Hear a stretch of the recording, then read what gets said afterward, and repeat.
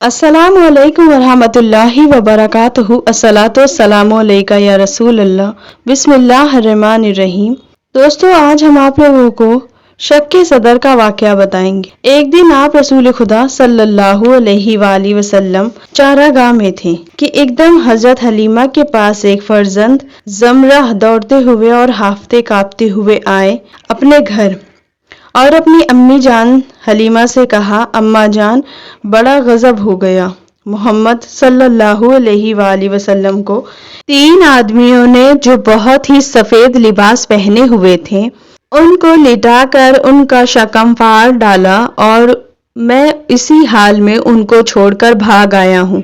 ये सुनकर हजरत हलीमा और उनके शौहर दोनों बदवाश होकर घबराए हुए दौड़कर जंगल पहुंचे तो ये देखकर कि आप बैठे हुए हैं मगर खौफ से चेहरा जर्द और उदास है। हजरत हलीमा ने इंतहाई नरम लहजा और प्यार चुमकार कर पूछा, बेटा क्या बात है? आपने फरमाया, ये 3 शख्स जिनके कपड़े सफेद और साफ सुथरे हैं मेरे पास आए और मुझको लिटाकर मेरा शकम चाक करके उसमें से कोई चीज निकालकर बाहर फेंक दिया और फिर कोई चीज मेरे शकम में डालकर शगाफ को सी दिया, लेकिन मुझे जर्रा बराबर कोई तकलीफ नहीं हुई। ये वाकया सुनकर हजरत हलीमा और उनके शौहर दोनों बेहद घबराए और शौहर ने कहा, हलीमा, मुझे डर है कि इनके ऊपर शायद कुछ असर है, लिहाजा बहुत जल्द तुम इनको इनके घर वालों के पास छोड़ आओ।